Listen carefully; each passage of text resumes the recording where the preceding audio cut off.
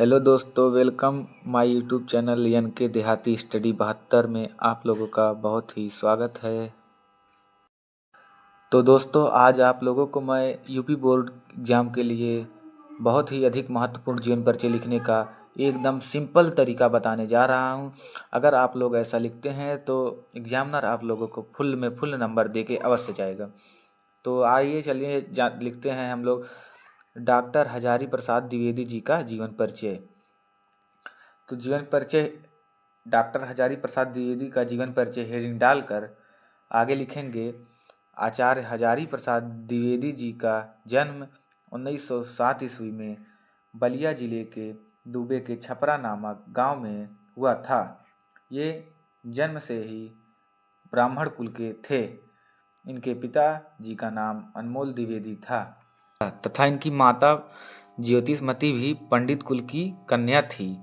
इस प्रकार बालक हजारी प्रसाद द्विवेदी जी का संस्कृत और ज्योतिषाचार की शिक्षा उत्तराधिकार में ही प्राप्त थी। मतलब जन्म से ही उत्तराधिकार में ही ज्योतिषाचार की शिक्षा इनको प्राप्त हुई थी।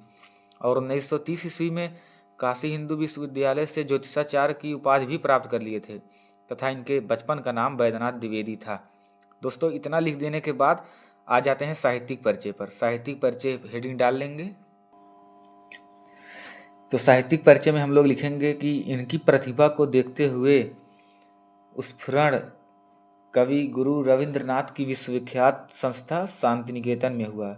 मतलब इनकी प्रतिभा का जागरण जो है कि रविंद्रनाथ के शांति निकेतन में हुआ, जहां ये 1949 ईस्वी से हिंदी भवन के निदेशक के रूप में भी रहे तथा शांति निकेतन में रविंद्रनाथ ठाकुर और आचार्य क्षितिज मोहन सेन के प्रभाव से इनके शिलान्यास या इनके स्वाध्याय का शिलान्यास हुआ तथा 1949 ईस्वी में लखनऊ विश्वविद्यालय से इन्होंने डीलिट की उपाधियां भी प्राप्त की और 1950 ईस्वी में काशी हिंदू विश्वविद्यालय के अध्यक्ष और प्रोफेसर भी नियुक्त हुए तथा 1957 ईस्वी में इनको जो है पद्म भूषण से भी सम्मानित किया गया, जो कि राष्ट्रीय पुरस्कार होता है। पद्म भूषण इनको सम्मानित किया गया तथा 1958 ईस्वी में इनको राष्ट्रीय ग्रंथ न्यास के भी सदस्य बनाए गए।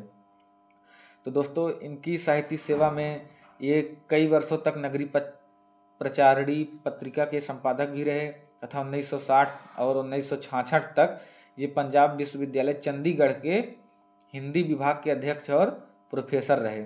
इन्होंने सरकार के विभिन्न योजनाओं का अधिक से अधिक लाभ उठाया और लखनऊ के उपाध्यक्ष भी रहे तथा सेवानिवृत्त होने के बाद भी इन्होंने साहित्यिक सेवा में अपना विशिष्ट योगदान दिया। और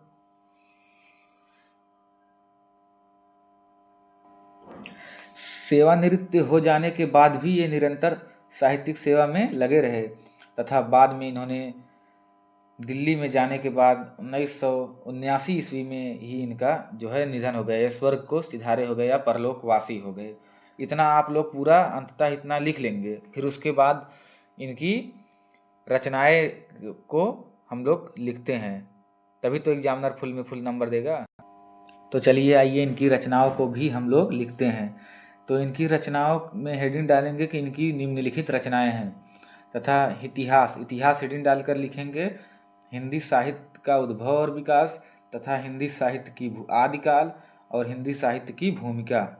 फिर निबंध संग्रह में हेडिंग डालेंगे जैसे अशोक के फूल, विचार प्रवाह, कुटज, विचार और वितर्क, कल्पलता और आलोक पर्व। साहित्य शास्त्रीय और आलोचनात्मक ग्रंथ कालिदास की ललित योजना, सूरदास, कबीर, साहित्यिक सहचर, साहित्यिक मर्म, संदेश राचक। तथा उपन्यास में डालेंगे बाण भट्ट की आत्मकथा, अनामदास का पोथा, चारुचंद लेख और पुनर्वा। और भाषा शैली में डालेंगे कि इन आचार्य हजारी प्रसाद द्विवेदी जी की भाषा शुद्ध, परिमार्जित, प्रौढ़ और सरस खड़ी बोली है। तो लगभग आप लोग देखते ही होंगे कि लगभग सभी लेखकों का जी भाषा होती है वो खड़ी बोली ही होती है। और शैली भावनात्मक, गवेषात्मक, विचारात्मक, वर्णनात्मक आदि। और लास्ट में उपाधि और आभूषण जरूर लिख देंगे, क्योंककि आप लोगों को एग्जामिनर तभी तो फुल में फुल नंबर देंगे। आखिर 5 नंबर में जो मिला है इसको पूरा लिखेंगे तभी तो मिलेगा। तो उपाधि में जो कि 1949 ईस्वी में इन्होंने लीट की उपाधि प्राप्त की थी, और 1952 ईस्वी में 57 ईस्वी में पद्म भूषण से भी विभूषित हुए थे। इतना कुछ लिख लेने के बाद आप लोगों को पूरा फुल में फुल नंबर एग्जामिनर तो दे के जाएगा। पूरा 100% चैलेंज है, बोर्ड एग्जाम रिलेटेड जीवन परिचय है। तो थैंक यू। मुझे लगता है कि आप लोगों को समझ में आ गया होगा। तो ऐसे ही वीडियो देखने के लिए हमारे चैनल को सब्सक्राइब करें और लाइक करें, बेल आइकन ऑल पे कर दे। धन्यवाद।